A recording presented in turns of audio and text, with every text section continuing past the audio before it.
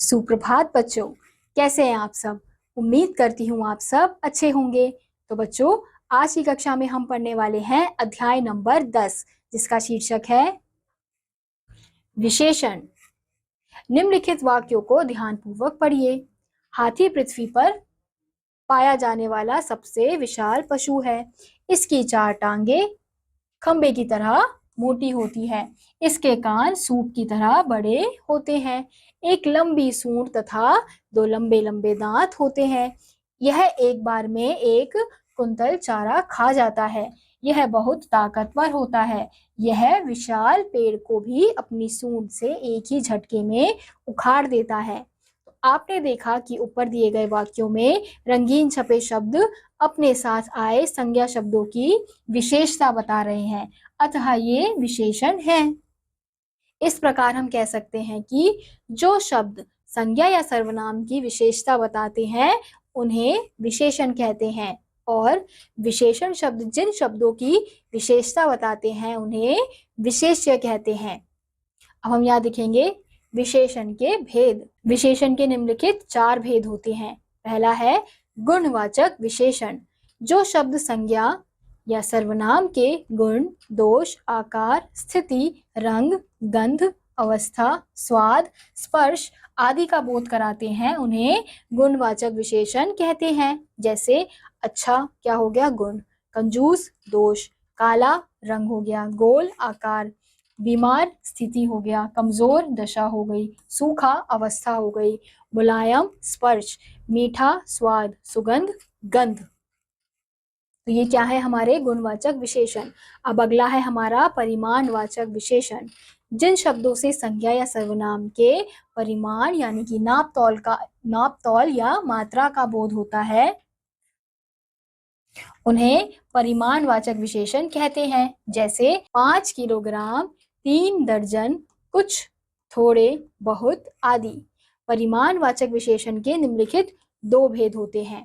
पहला निश्चित परिमाण बताने वाले विशेषण, जैसे 4 लीटर, 6 दर्जन, यानी कि जिनसे निश्चित रूप से पता चलता है। दूसरा है अनिश्चित परिमाणवाचक, यानी कि अनिश्चित परिमाण बताने वाले विशेषण, जैसे थोड़े चने, बहुत लोग आदि। अब अगला है संख्यावाचक विशेषण।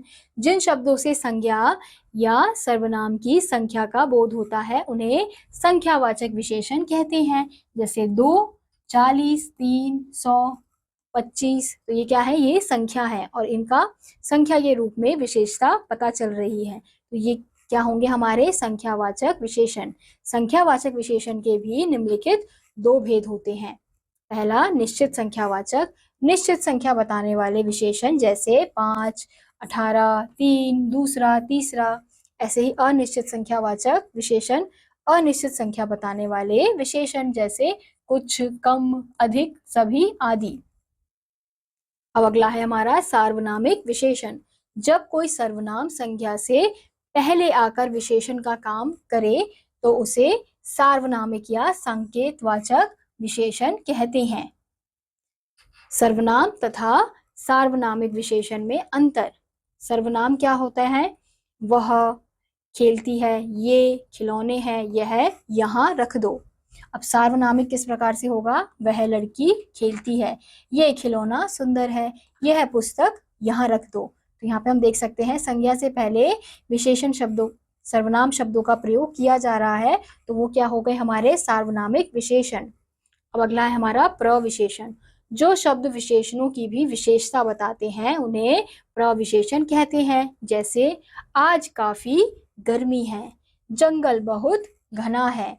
उपयुक्त वाक्यों में गर्मी, घना, चतुर शब्द विशेषण है, जबकि काफी, बहुत, बड़ी शब्द प्रविशेषण है। यानी कि जो शब्द विशेषण की भी विशेषता बता रहे हैं वो हमारे प्रविशेषण होते हैं। अब अगला है हमारा विशेषण और प्रविशेषण का महत्व। विशेषण और प्रविशेषण दोनों ही विशेष्य की अवस्था का वर्णन करते हैं कि वह कैसा है। जैसे उपयुक्त उदाहरणों में यदि प्रश्न करें कि दिन कैसा है, जंगल कैसा है, शिवी कैसी है, तो इन सभी के उत्तर क्रमशः काफी गर्मी, बहुत घना, बड़ी चतुर है।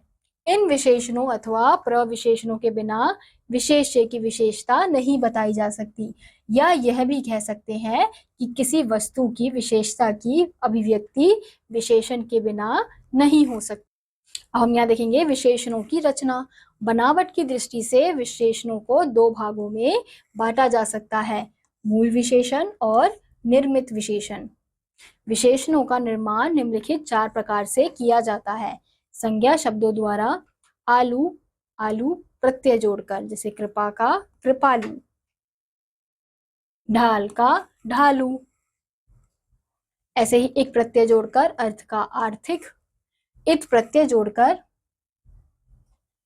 अपमान का अपमानित, ई प्रत्यय जोड़कर अहंकार का अहंकारी, या प्रत्यय जोड़कर पठन का पठनीय, ईला प्रत्यय जोड़कर खर्च का खर्चीला, मान मति प्रत्यय जोड़कर श्रीमान श्रीमत, श्री का श्रीमान श्रीमती, बुद्धि का बुद्धिमती, वान या वती प्रत्यय जोड़कर गुण का गुणवान या गुणवती, दया का दयावान, अन्य प्रत्यय जोड़कर हत्या का हत्यारा, डर का डरावना, मामा का ममेरा, मौसा का मौसेरा।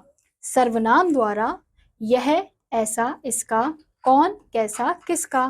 क्रिया द्वारा देख ना दिखावटी, बेच ना बिकाऊ। ऐसे ही अव्यय द्वारा ऊपर का ऊपरी, पीछे का पिछला। उपसर्ग द्वारा डर का नी, दोष का निर। तो बच्चों, इसी के साथ आज का यह अध्याय यहीं समाप्त होता है। उम्मीद करती हूँ आपको यह अध्याय समझ आया होगा। मैं आपसे मिलूंगी अगली कक्षा में, तब तक के लिए नमस्कार।